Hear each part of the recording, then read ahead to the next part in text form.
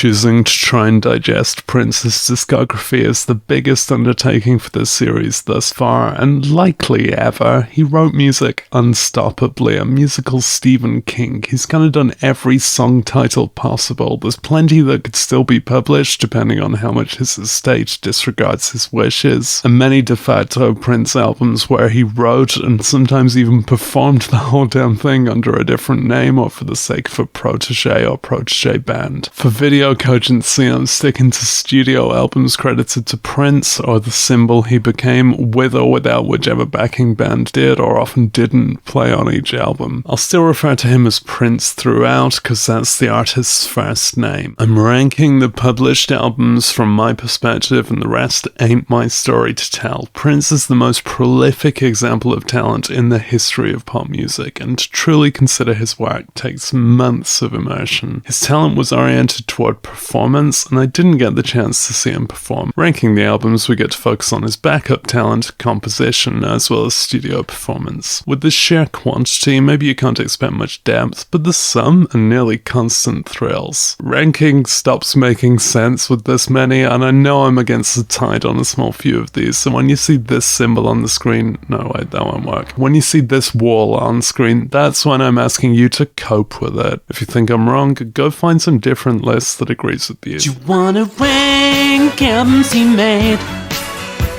The love symbol or the name he was born? Wait, is there something wrong with the spelling of this? This is such an impressive debut for such a young musician, writing and performing the whole thing by himself. Compared to later Prince works, it's more of an existing genre than what he went on to invent. It's quiet stormish, but even within a genre, it's inventive, innovative, and his talent is incredible. Then we bring it into more focus. There's a proper single on this one, and the lecherous character to his music is really emerging. There's a massive slice of homophobic misogyny which Prince later learned to keep to his private life. It's just awkward how good that song is, so I guess I could just say it's a character piece written by a sincere teenage fantasist, but we can acknowledge the flaws. It's the same kind of thing as the first one, and it's the same kind of quality, but I've gotta have a preference. Then the salacity gets cartoonish on this very slight, very dirty, and more diverse record. I know consensus doesn't follow me on this one, but I see this as more of a goof. Thus far, I've preferred the songwriting when he's not just being naughty for the sake of it. I'd just say Prince hasn't offered his best yet on this one, but it's still almost at that level. And now he's offering his best. The same musical diversity on this, but it's got more of a political focus. It remains amazing what he can do just by himself. I do see him as a singular talent of the 20th century. The amount of composition he got up to. I'm surprised he had time to have sex to brag about in songs. Maybe he felt it as research, got a tax break on the sex. It's got a more political focus with songs like Sexuality, Do Me Baby, and Jack You Off. Wait, no, with the other songs.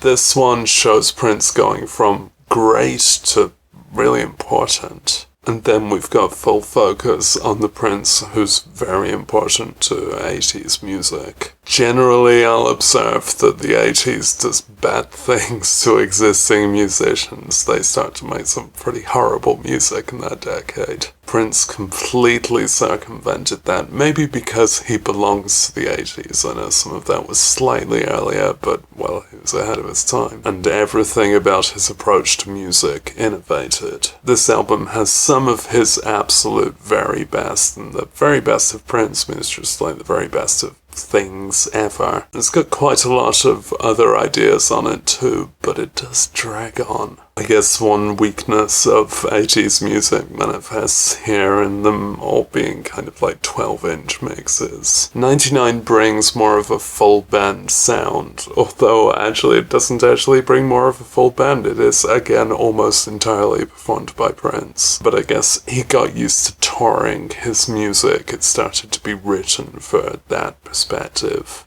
This is the first album I've reached that I do believe should be filed as absolutely essential Prince, and yet ultimately not the best because it's bloated, kind of lower quality control. It's the old cliche of a double album being something you could have probably trimmed down to a single album and it would have been just amazing. I know I'm underrating this one compared to general consensus, but I've done it now. Now the famously brilliant. As I record this, I've not yet decided which order I'm putting these albums in. I expect just inevitably that this will come out on top. Let's have a look. Ooh, what an interesting result I just saw with my hands in these sleeves.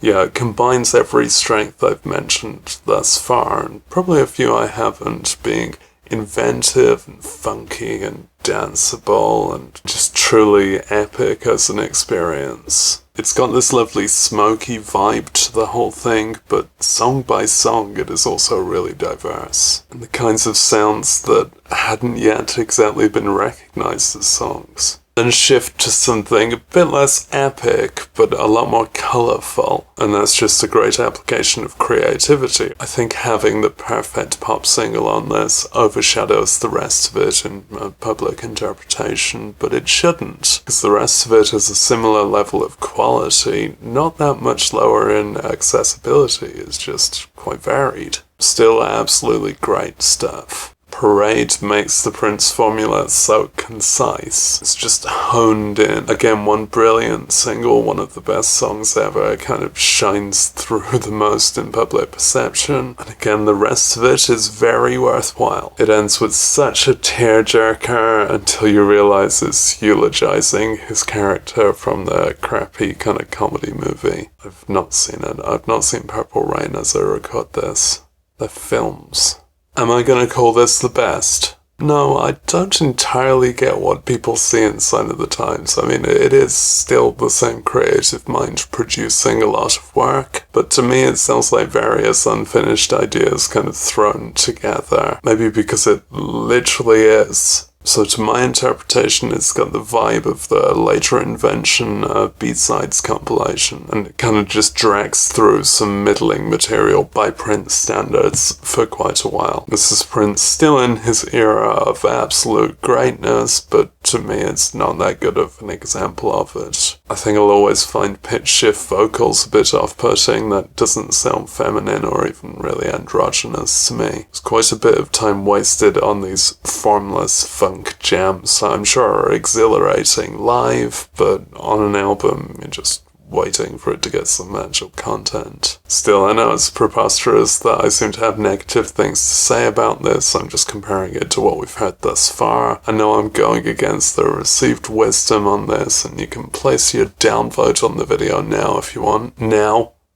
Okay, you can't do that anymore, as you watch this album be placed here. In recording chronology, we've got the notorious, forgotten, lost, whatever, Black Album. It's a darker vibe for Prince, and it's still got some of what he's just brilliant at, and trying out some new ideas. I think ultimately, like, the historic reputation, the exact situation of this album maybe venerates it a bit more than the actual material justifies. This album was thrown together pretty quickly, and I think not all of the material stands up that well. If it was released when it was first submitted, maybe it would go down as a less interesting moment for Prince. Then instead of the black one, here's one in white. This is real funky, combined with some real positive vibes that I guess 99 kind of set up something similar. We're legitimately hearing a full band now, and that brings a great performance energy. Then the Bat album, as you can tell, recenters the Prince brand around something really tacky. He's better than this, but he's not really demonstrating it here. This is his first misstep. The songs are pretty lame. It's hard to really follow what they've allegedly got to do with Batman. Bat Dance is just such a clunky collage. It's the rare time in Prince's career where I get to use the word incompetent. Maybe it felt more original at the time. I don't remember the late 80s that well. Maybe outside of Prince we had to wait for the emergence of computer-based music to hear something so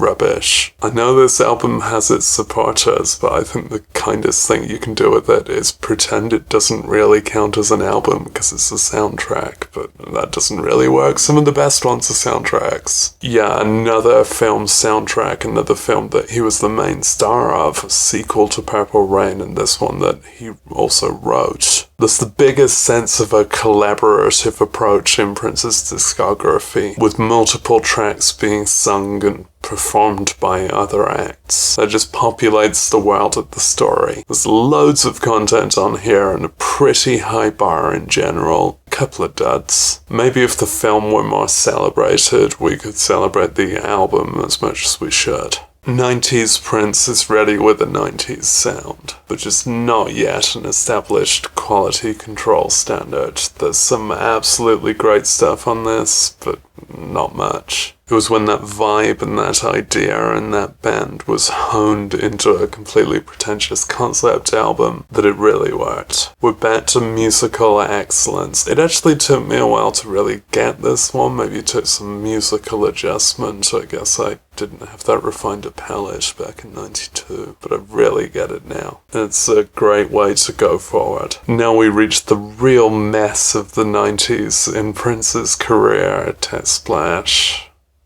But if we're just assessing each release as it comes, this one has a more consistently dark vibe than the Black Album or Batman. Is that dark? Is that gothic? This release was kind of openly a bit lazy, and especially that last track. And ultimately it's just less pleasant and less fulfilling a listen than we'd hoped for from Prince, but that was kind of intentional. But if you adjust to that, and you should, it's still got great material. If we're not supposed to consider these ones as absolutely proper albums, then what's on it argues against that. But if we do consider it proper, then I guess it's not like consistently impressive like Prince often is. It's so dark that it's kind of drab, but yeah, that's the point. And at the same time, his other self made this more extroverted effort. It's a shiny, super melodic rock music that really works on me. This manages to ramp up both the accessibility and the depth at the same time. And perhaps most importantly, the guitar distortion. This album is one of the best sounds there is. Back to the scrap pile of record label compulsion, and this is surprisingly great. Again, we're in muscular rock and roll, but this is less sheeny and more just wild. Can't really compete melodically with Gold, but it's just great to hear Prince and his band go all out like this. And yeah, the material really doesn't feel like a reject pile, as much as this part of his discography is seen that way. I think at this point Prince could not bear to release anything that isn't brilliant. Actually, maybe I'm wrong, because yeah, expressing your long-fought freedom from a contract with this literally 3 entire hours of music is obviously a massive statement of creative intent. But it just happens that the material isn't really there. There's several songs that feel pretty unfinished, like it's just basically his voice and a drum track and not in the brilliant way. There's that awkward mid-90s vibe. Is it fair to call it easy listening? I don't want to file Prince that way, but I think I might have to on this one. And it's a very difficult listen. It's massively padded to reach his obsessively precise intended duration. I think if we edited this down to a good album, then it would be less than 1 hour. But that material is on there, you've got to be patient. With epoxy rap like Face Down, if you go and find the live performance of that, like, he and his band could make all of this into great music. He'd just not done so on Emancipation. I know it will always be part of the Prince wheelhouse, but there's way more than usual and more than acceptable on here of him just fawning over the latest young woman he groomed. There are some absolutely pointless cover songs on here. There is a Kate Bush co-write that he should have got his money back for. Like, considering how good the Prince co-write on a Kate Bush album is, this one is flimsy and embarrassing. But that might not be Kate's fault, as that's also how to describe the rest of this album. Prince needed someone in on quality control. And then there's what a 3-disc set should be. Technically 4 discs, I'll get to that in a moment. Yeah, this is an overflowing stack of rarities that just demonstrates what a massive amount of brilliant material Prince was willing to let be obscure. It's difficult to get a copy of Crystal Ball, but it is worth it. It's a history of Prince in some of his most creatively successful times. Given the nature of how much he wrote and recorded, there'll probably always be a bit more to discover, and this is just a great example of the extra bits to discover. The discs of Crystal Ball have a uniform length, meaning each of them has one ridiculously padded track, but the rest of it is great. Other non-album content is often just as good. There's hours of stuff that's already technically public, but just kind of harder to find, and that's probably the material it's ethical to compile without breaking his will. He didn't leave a will. But Disc 4, ridiculously, is another original album. The Truth has a very acoustic vibe, acoustic guitar oriented, and yeah, that's new in the Prince career. That approach brings it a lower profile, a lower status in how it's performed, but it's also a great example of an acoustic album because he was just that fucking talented. One more awkwardly titled Raid of the Vault. The vibe that combines these ones is a jazzier sound, but now it does feel like a set of reject tracks. I mean, reject tracks by a high standard, higher than Emancipation, but not a significant product by itself. Then a calculated reach back to the mainstream, although not exactly a successful one. Prince's proficiency is still very evident on here, it's just not exactly applied. Does that make sense? This was a mainstream move he didn't need to make. Still quite good, just too obvious. Then maybe I should be careful what I wish for, because going away from the mainstream isn't necessarily for the better either. At this point, given the explicit concept of this album, I'm gonna have to confront Prince's religious fanaticism. It was really at its worst here. That's always been an overt element of his music, and I don't really appreciate when art promotes delusions. But until now, it came through as his free expression with a pretty hefty dollop of cringe. And here it's gone all in on the cringe because of the cult he's now joined. I wish that wasn't such a definitive property of this album, as it is musically strong, but just the amount of bullshit that's been tied to in this case is just impossible to ignore. And honestly, the musical strength to this is just awkward and off-putting. It's technically virtuoso, but the songs massively outstay their welcome, as does the whole album. This jazzy approach really doesn't endear it. If this album knocked at your door, you pretend not to be in. It's overblown and pretentious, as a bad thing for once. I'm sorry, this misuse of talent is just unpleasant. Now there's some digital-only releases, so let's go to the dark realm. So for a couple of years here, he accepted and embraced obscurity, releasing to his fanbase kinda in private. If you want to know whether that went the way of indulgent, pointless gibberish music or refreshed songwriting without commercial impediments, the answer is both. One Night Alone, the not live one, is a return to doing an acoustic album, this time the piano way, and way outclassing anyone else who's ever tried that, in case you know anyone who might feel incompetent now. This is annoying proof that you can't just ignore his digital era. Just find the one that looks like this and immerse in its delicate wonder. This online foray into instrumentals makes Prince nearly unrecognizable because he's working without the definitive feature of his ego. And yet the funk emerges, the sass, at times irresistible, largely resistible, partly risible due to the obnoxious nature of loud jazz dominating the mix later on. Obscurity suits this release, but when you find it, you'll still be a little dazzled, but maybe not enough to put it on again. News just in, a set of dragging instrumentals doing that thing where he sets himself a duration target again and pads it out excruciatingly, and there's just not enough of any of these ideas to justify even a quarter of their durations. As a lesson, this takes a lot of patience and punishes you for that patience. You see why they didn't edit it down though, because then they'd have to listen back to it. These albums, despite their titles, host a conscious return to form, actually recorded back when he was releasing poor music over the last few years. If Old Friends was the bottom of the barrel, it's been refilled in reliable princely fashion. They're compilations of online oddities, but the first one nearly matches an album config he was ready to release in 2001, which would have been great, and is great. Second one is a bit more hip-hop, which people pretend Prince is bad at, but that's a hard claim to sustain when you hear it. The less important and cohesive of the two, but still quality Prince.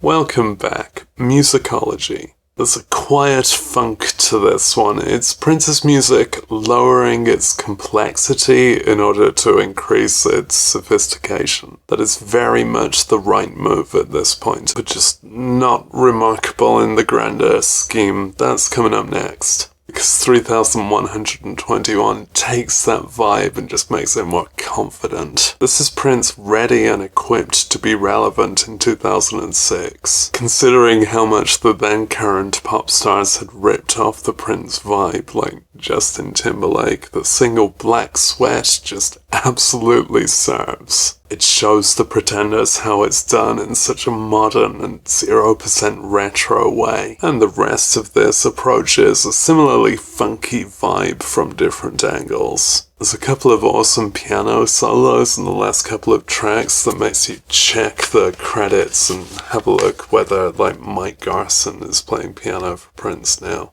And the answer is no, it's Prince, because he was just amazing at all instruments. The next one continues Prince's return to relevance by cheapening it, very literally. In the UK, this was given away with the newspaper that most closely matched Prince's politics. Maybe it's been published in another format, but I think it would be difficult for it to not feel like that. First track's brilliant, the rest of them are the kind of things that you get for free with a newspaper. You put it on and go, pretty good for the price, but it's not pretty good for the Prince. It's a complacent offering. He can obviously do much better. And he quickly proved that he could do much better. This is a 3 CD set. In album titles, these are 2 separate albums, and then we've got this other one that's credited to Bria Valente, but all written by Prince. But whilst I'm here, I can just say that this is pretty forgettable syrup.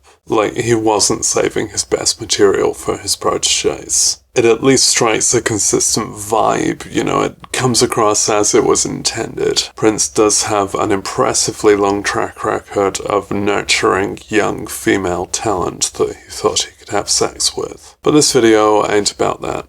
Anyway, 2 Prince discs, and one of them is very impressive guitar-based music, and it's that one. If you want to remember which one's rock and roll, it's the one with the Jimi Hendrix-like facial hair. It shows that Prince has still got it, and yeah, what he gives away to a newspaper is not what he puts on his very generous 3 CD set. Meeple sound continues the modernist 3121 vibe, so it tastes great, but just not as nutritious. Songs reach their one idea, then they go around for a while. We're not in the excellent era of Prince anymore, but this is a satisfying compilation. Okay, plot twist, because this one was released posthumously, and I'm currently not certain if this is going to make it into the video. I don't know the ethics of that. This album was entirely written and recorded and then shelved. I don't know if we can trust Prince's instincts on what he chose not to release, because this is much better than some of the then recent and upcoming work. There's a great socially conscious outlook on this that makes it even weirder to bury, you know, because when it eventually came out, it's commenting on things that are technically in the past, but still very relevant. It's my understanding that there will still be quite a few Prince album releases from the vault coming up. I'm not covering this one in this video because you'd have to call it a compilation. But even if we acknowledge that Prince just chose to bury some really good work, there's full music videos that he's just sealed off in the vault, and I guess only he and some very close allies have ever seen. It was explicitly his intent that this stuff be destroyed upon his death, and yeah, maybe I feel guilty that I got a copy of this. I'm not sure if I'm morally okay with this. And maybe he also made a conflicting statement on what should be done with the music in his vault on the track Release It. It's kind of baffling that he shelved this with how he was willing to give things to newspapers. Prince really seems to believe in this material more, not writing just to please listeners. But as a listener, that doesn't mean I have to enjoy it as much, it's less pleasing. Social conscience, chill funk, it's all there, but just creatively it's a bit damp, oomphless, pizzazzless, kind of reserved work. Maybe this is the right thing to publish posthumously, a completed album of unique, entirely unreleased material that Prince at one time fully intended to publish, but then decided to screw over everyone who pitched in. Oh, I've not cut this bit. And then we're back to the bloody newspaper freebies, at least in Europe. His third album, named after a 4-digit number, is a better set than Planet Earth. It's fine. Everything is a kind of competent filler. No problems with this, except lack of ambition. That still puts it above some of his more awkward, ambitious works. Then 2 released on the same day, 1 also credited to a backing band. I mean, I guess technically that's also true of some of the earlier releases with Revolution and New Power Generation. But the presence of this band is a lot more of the personality of this album. They are a funk rock band. They're real electric in a kind of post-White Stripes way. And that comes across very compellingly, quite briefly. The excellence of this music does not sustain throughout. Really, the vibe of the band does not sustain throughout. They go pretty generic R&B. It seems a waste of the concept that starts out really strong on this record. And even some of the riff rock is very generic. This project's a great idea that just wasn't kept in focus for even half of the length of an album. Prince had a more assured idea in this more airy, spacey, kind of quieter funk. For someone whose music across his career had gone to very live-oriented and for whom albums kind of just seemed like something he'd just pump out, this one shows an attempt to bring that energy into the studio, and this one shows much better specific use of the studio. There's 2 more left and they have the same title, and this first one, the cover art, is kind of just exactly halfway between the last album and the next one. Maybe the name Hit and Run just demonstrates Prince's prolific but potentially careless approach to writing and publishing music. But for something right next to the end, it's a surprise how much of a curveball this is. And a dead ball, and a foul ball, and a whatever the thing is when it completely messes. I guess he didn't realise how close to the end it was at the time. Because for the first and gladly only time in the career credited to Prince, he's kind of not even the main musician on this. At least I hope not. A lot of the songwriting is also credited to the producer, who did Artificial Age and that worked real well. But here it's this abrasive EDM that's just horrible as a sound. It's a ham-handed producer featuring Prince, and Prince's talents just don't bring this one up enough. I could be wrong, and maybe Prince was more of an active musical contributor to this one than I realised, but that would also mean he's not as good a musician as we thought, because he's willing to make something that sounds this bad. It does have a small few moments, it's just a really unpleasant listen in total. And ridiculously, because of this new and not very long-lasting approach to titling records, in some formats, Hit and Run was combined and Phase 1 runs on to Phase 2, which must cause so much tonal whiplash and just quality whiplash, because this is Prince back on his best. This is like a welcome to America that he actually agreed with publishing. There's no sign of his crappy assistant from last time, and if he'd known he didn't have much time left, then maybe he would have committed to making an album that really represents Prince,